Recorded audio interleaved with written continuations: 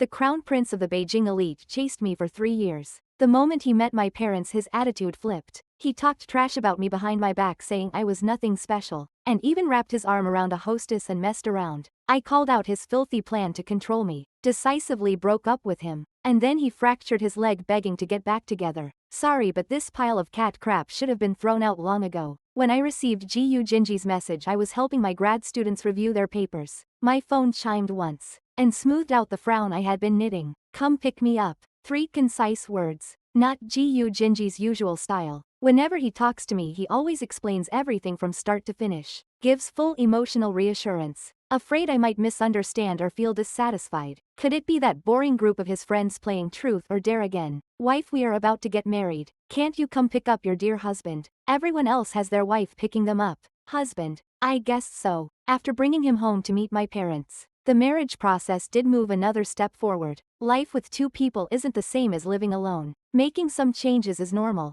Fine. I sighed, shut down the computer, grabbed my car keys. The wind and rain were heavy today, and I kept hitting red lights. By the time I arrived, more than an hour had already passed. I shook the rain off my umbrella, handed it to the doorman, and followed the hostess toward the private room on the 5th floor. Thanks, I can go by myself.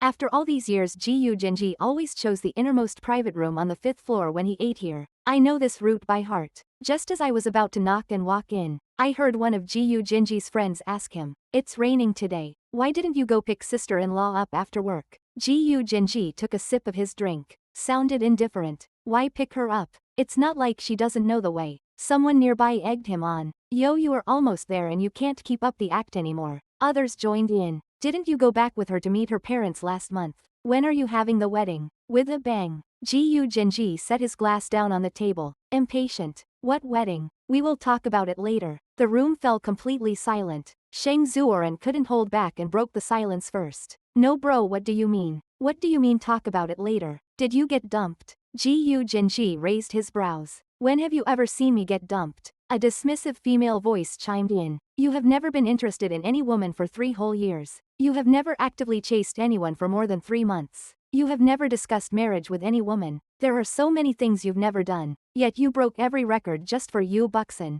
So getting dumped by her isn't impossible. The room burst into laughter, mixed with mocking remarks toward young Master Gu. Enough. Sheng Zuoren straightened his expression and scolded everyone, then looked at Gu Jinji. So what exactly happened? Did her parents not approve of you? No. Gu Jinji smacked his lips. Unhurried. It was me. I just suddenly didn't want to get married that badly anymore. Gasps of surprise filled the room. Sheng Zuoren curved his lips into a smile. Just keep pretending. You chased that unattainable flower for 3 years. You really willing to let her go? Unattainable flower. Gu Jinji snorted. If you saw how her parents treat her, you would feel the same as I do. Feel the same how? Feel like she is nothing special. When I had just walked into the research institute building, Uncle Lu at the entrance asked me naturally, working overtime again, didn't Mr. Gu come pick you up? 4 years ago when Gu Jinji started pursuing me, he became a regular at the institute. Everyone got used to seeing him around. I suddenly remembered what Gu Jinji said outside the private room earlier. I just think there's no need to keep putting her on a pedestal. Other women can lower themselves. Why can't she? I nodded.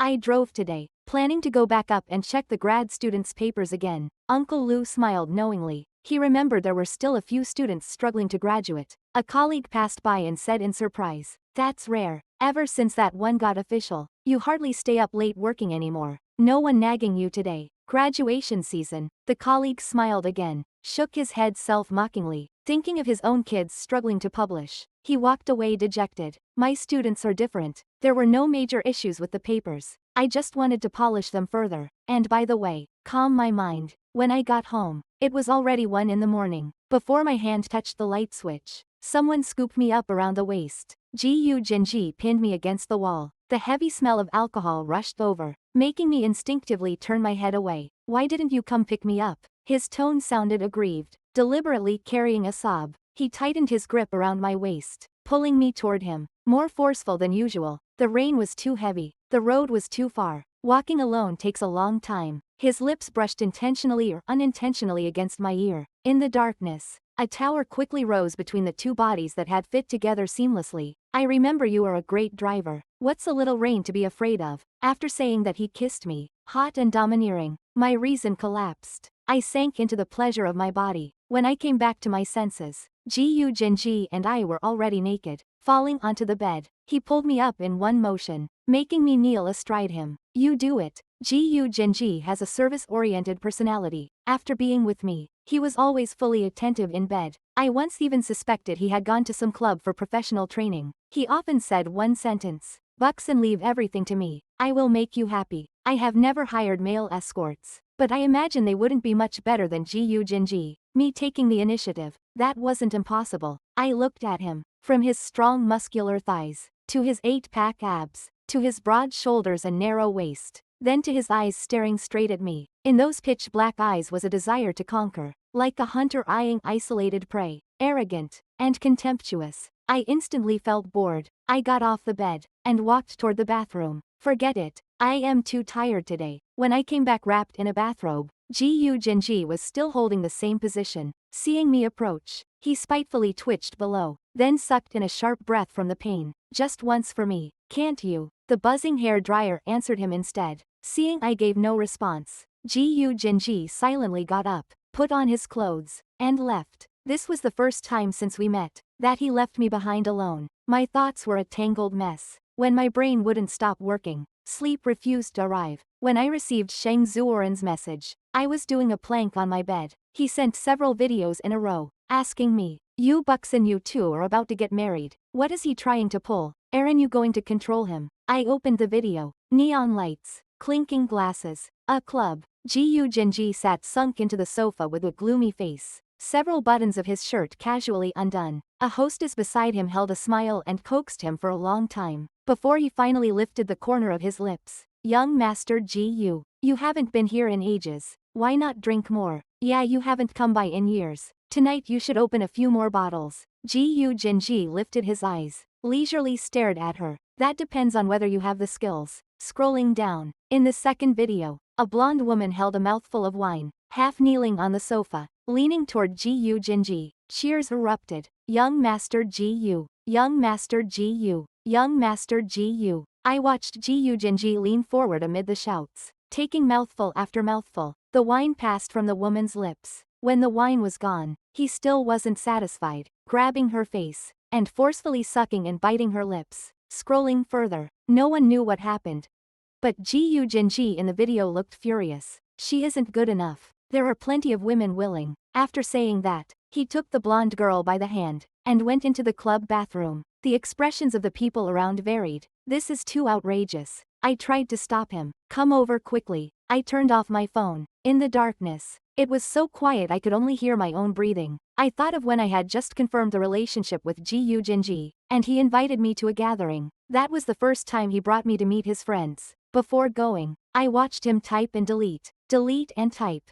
drafting several versions of meeting guidelines in the group chat. The moment I appeared, the teasing never stopped. "Young Master Gu mentions you at every gathering. 3 years and we finally get to see the real thing. No wonder you're the real sister-in-law. Such great presence. Sister-in-law. Young Master Gu only listens to you. Go easy on him in the future." Some enthusiastically shipped the couple. Others drank too much and let slip their words. "Wonder how many days you can tie him down." His last relationship lasted 3 days. The one before that only 8 hours. "You miss." The red-haired man slurred his words, before someone covered his mouth. That day I received an emergency call and left early. I later heard that after the gathering, Gu Jinji beat the redhead until his face was swollen and bruised. His face and hair the same color. Because it was too severe, they had to carry him to the hospital. That was the first and last time I saw that man. After Gu Jinji came back, he kept solemnly assuring me, "Buxton, I used to be unreliable, and my reputation wasn't good. But don't worry, I have changed. You are different from everyone else. I am absolutely serious and long-term with you." He half knelt on the ground, holding up 3 fingers in a vow, his expression anxious, his clenched fist trembling unconsciously. I smiled, helped him up. "You are making a big deal out of it. It's just dating." The next day, the internal line said someone was looking for me downstairs. I put down my documents, went down, and realized it was Gu Jinji's mother. She wore a dark indigo suit, sat on the sofa, occasionally touching the Mikimoto by her ear, looking impatient. The moment I entered her sight, she frowned as if she had seen something disgraceful. Why so slow? As expected, she went straight to the point, talking about marriage. What's the situation here? Back then Jinji told the family that after meeting your parents, the wedding date would be set. It's been 3 months, and nothing has happened. She then dragged out her signature wealthy lady tone. Could it be that your family has opinions about ours? I leaned my chair back slightly, pulled my lips into a smile. Those are all Jinji's arrangements. I don't interfere. She rolled what she thought was a refined eye roll, pouted. Old Gu said Jinji would be blessed marrying you, but I think it would be better to find a virtuous wife and good mother, someone with a steadier heart, so she can take care of him. Marrying you, I don't see how you help share any of his burdens. I kept smiling politely, nodded, and didn't respond. Finding it boring, she stood up and left, without even saying goodbye. Gu Jinji always talked about marriage. At first Mrs. Gu was dissatisfied, saying her son had lost his mind. After choosing among so many girls, he ended up making a bad choice. Later, before GU Group's newly entered AI business went live, a problem arose. First, to help GU Group out of trouble. Second, to give my students a solid project for their resumes before graduation. I led my students, working overnight in GU Group's headquarters, helping old GU resolve the urgent crisis. After that, perhaps after being reprimanded by old GU, even though dissatisfied, she didn't dare interfere anymore. Seeing her son, who had been enthusiastically preparing for marriage, suddenly go silent, she assumed the problem was on my side, and rushed over to confront me. 3 months had passed since meeting my parents. Gu Jinji never mentioned marriage again. The wedding planner, who used to eagerly send me proposals, went completely silent on WeChat. The $1 million wedding dress Gu Jinji promised never appeared. I thought 3 months was enough. Sheng Zuoren was absurdly concerned about Gu Jinji's changes, because of his strong urge to share. During this period I knew Gu Jinji's schedule inside out. He took his clingy childhood sweetheart to drinking parties. During Truth or Dare, 2 red lips kissing inseparably, ending it with a comment. Women like this are the ones with real flavor. I thought of how he once begged me to depend on him a little more, not to make him feel dispensable, but I couldn't do it. A person's past shapes his present. That dependence I once fled from like a venomous snake. After finally escaping, how could I casually pick it up again? How would I dare? He also brought the same blonde woman from last time to clubs. Sometimes she was smooth and worldly, sometimes seductive with flirtatious glances, softly coaxing him when Gu Jinji flew into a rage.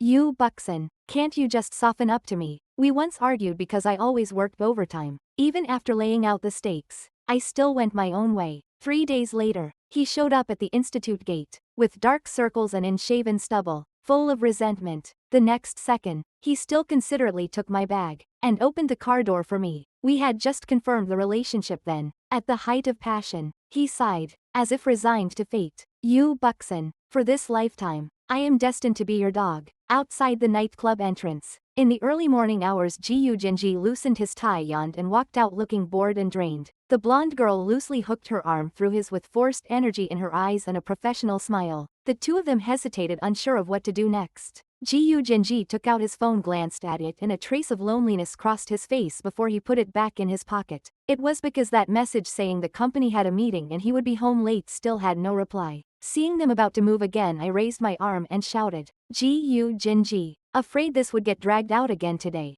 Gu Jinji froze instinctively, trying to pull his arm free. Then, as if thinking of something, he forced himself to calm down and stopped. His eyes locked onto me, watching every reaction I made. The blonde girl was a veteran in this line of work. She had seen every kind of situation. Seeing his arm stay still, she did not let go and only smiled more sweetly. When I showed no reaction, Gu Jinji finally shook her hand off and looked at me coolly. Entertaining clients, why are you here? Without waiting for my answer, he turned and told the girl to leave first. After she walked away, he came back and stared straight at me. I knew he had been waiting for me to bring up the wedding, so I wiped the smile from my face and said coldly, cancel the wedding. The cigarette Gu Jinji had just bitten down on dropped to the ground with a soft sound. Buxen, don't make a scene. Why are you saying this out of nowhere? He was no longer calm or distant like before. His hands shook as he tried to grab me, but I sidestepped away. On the empty street at dawn, there was only the sound of wind. I don't like the smell of smoke. What?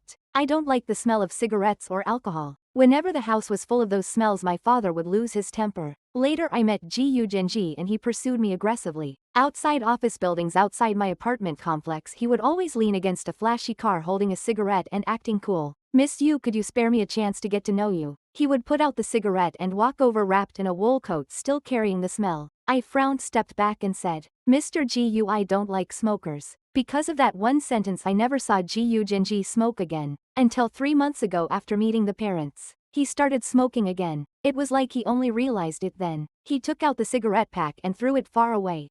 "Then I won't smoke anymore. I also don't like your mother just like she doesn't like me. I also don't like flashy relationships or extravagant weddings. I don't like your group of brothers who only joke about women." Gu Genji started trembling when he heard this. "At first I just wanted to try dating you. My friend said going too long without a relationship suppresses brain development. When I agreed to be with you my project hit a bottleneck. My hair was falling out in handfuls. You showed up holding roses. I looked at your face and thought it might be worth a try. Now I think marrying you still won't work. Let's break up." The conversation after that was ugly. Ugly on Gu Genji's side alone. He tried to win me back with a shaking voice. When he saw I would not budge his eyes turned vicious. "Even your parents call you a slut, what kind of person could you be? You buxen without me, who would ever want you? Only a twisted family like yours could raise a freak like you." In my blurry childhood memories there were once happy times. My father was an entrepreneur, my mother a highly educated professional. They were harmonious and admired as a model couple. Everything changed when I was 7. My father went back to his hometown to visit old friends, and accidentally learned that years ago he had not drunk himself into sleeping with my mother, but had been drugged and set up by my uncle.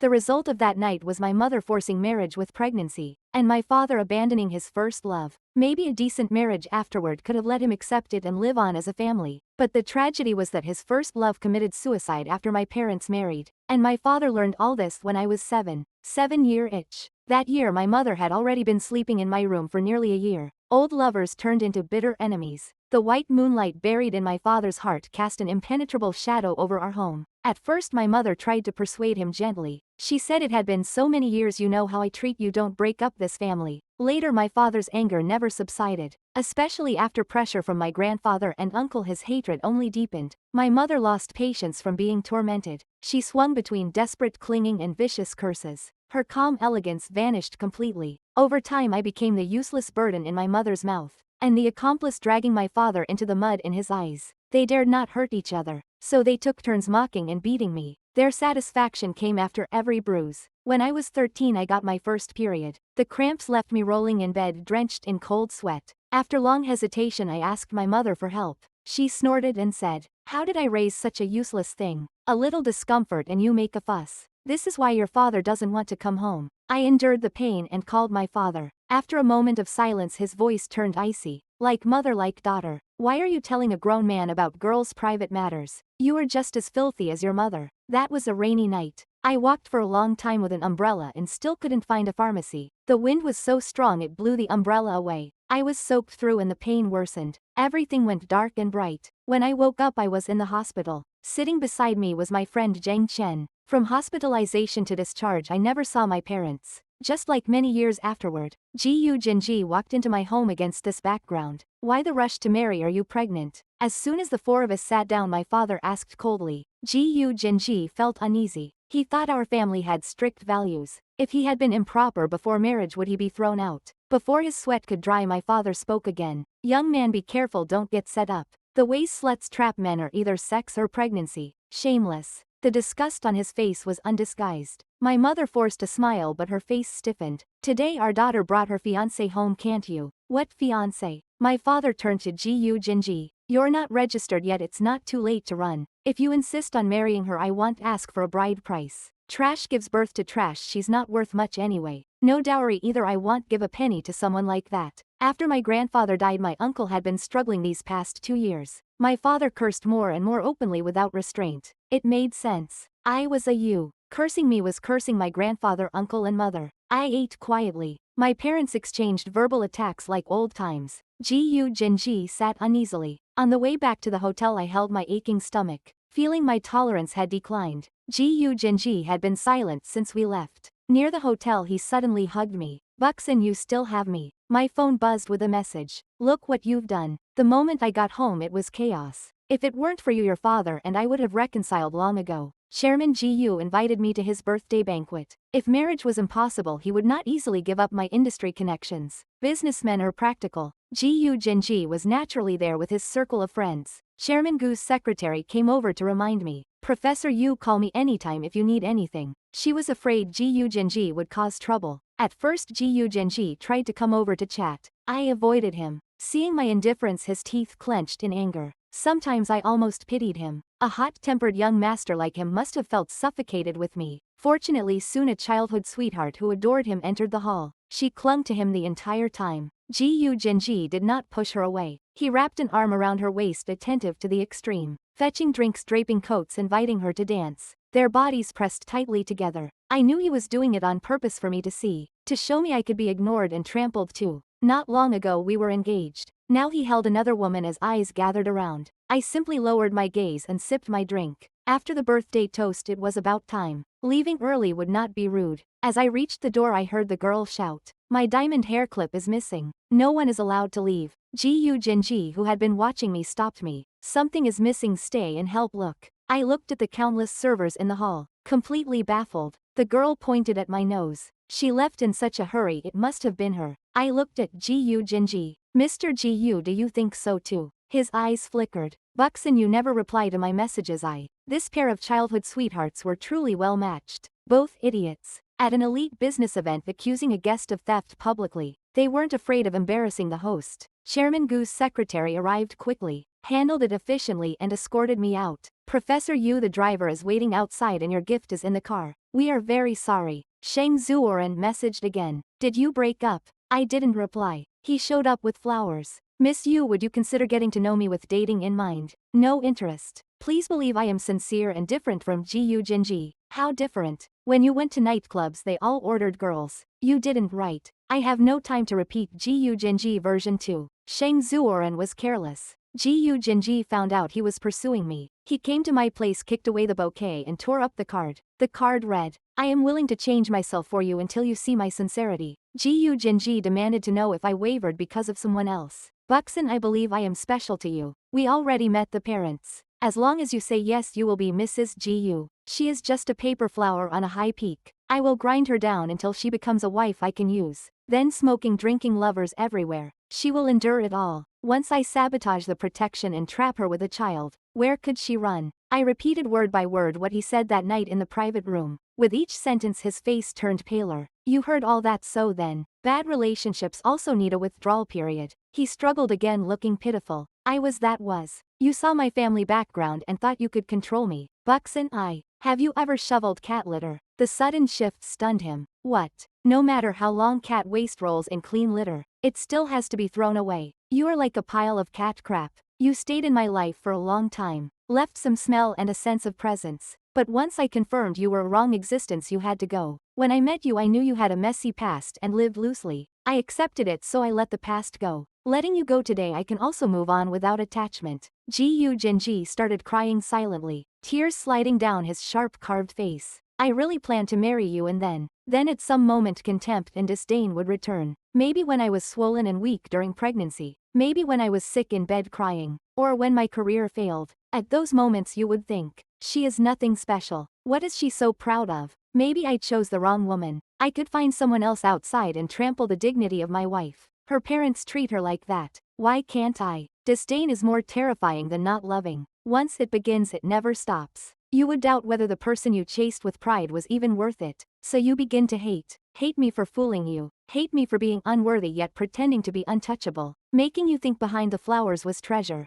only to find filthy mud pretending to be a lotus. Soon you would turn that hatred into action, pushing me deeper whenever I needed you. The broken window effect tests villains. And you, Gu Jinji, were despicable from the start. You failed the assessment. After years of cutting contact with my parents, I had absolute freedom to decide whether to bring someone home. I did it to open my life to him without reservation. It was idealistic. I hoped my future partner could accept all of me. I did not want to lie next to someone I had to guard against. Gu Jinji was a wave in my life. It came and went. I returned to my routine. Research, teaching projects. I hired a regular hourly helper. The inconvenience he left behind disappeared with her arrival. I rarely thought of him, until leadership called me in. Professor Yu, I know your love life is private. We should not interfere. But that GU family boy, I watched him grow up. Recently he has fallen into despair over heartbreak. As elders we can't bear it. For my sake please go talk to him. GU Jinji had a notorious reputation. A useless rich second generation. Even ruining himself just meant returning to old habits. Leadership and Chairman GU were old friends. The GU family must have asked. He couldn't refuse. Whether I could persuade him, he had no confidence. So when I appeared at the GU residence, everyone looked shocked. Why are you here? Shut up. Chairman GU pulled his wife away, leaving space for GU Jinji and me. GU Jinji had drunk heavily, sprawled on the floor like a puddle of mud. When I entered, Chairman GU was scolding him. He didn't react. When everything fell silent, he slowly lifted his eyes. With that single glance he froze. GU Jinji. Buxen, my leg hurts. He cut me off, panicked, rushing his words. I hired people to beat up your parents. I was detained for days, just released on bail. My dad broke my leg. He said if I keep ruining myself he will cut off my inheritance and give the company to my cousin. But I don't want anything. I only want you. You are not capable. Handing GU Corporation to someone else might let it go further.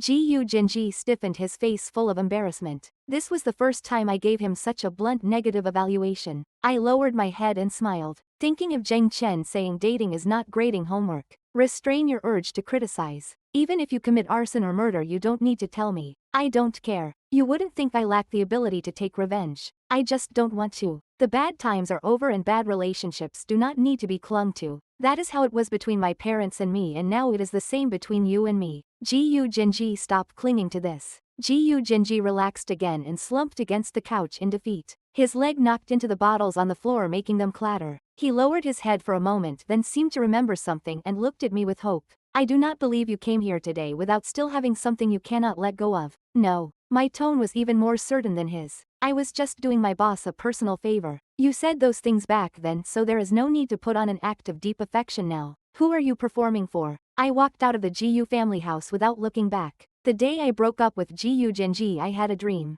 In the dream, my co-workers and I went to a neighboring city for a meeting and ran into a mudslide on the way back. Late at night, a group of us stood helplessly in the wilderness. GU Jinji appeared out of nowhere, bringing food and gear to keep warm. Here, today is your first day, it must hurt, drink this. He pulled out a cup of 5 red soup from his jacket and pressed it into my hands. It jabbed into me the whole way. Hurry up and finish it to make it up to me. I held the soup and saw the painkillers he handed over. I thought of GU Jinji proposing not long ago and nodded without really knowing why. I do. GU Jinji, I am willing to marry you. After waking up, I ordered more than 30 cups of wellness soup and booked a private doctor for a full checkup. Looking at the table full of soup I could not finish, I thought of that rainy night. Thankfully I am not a child anymore.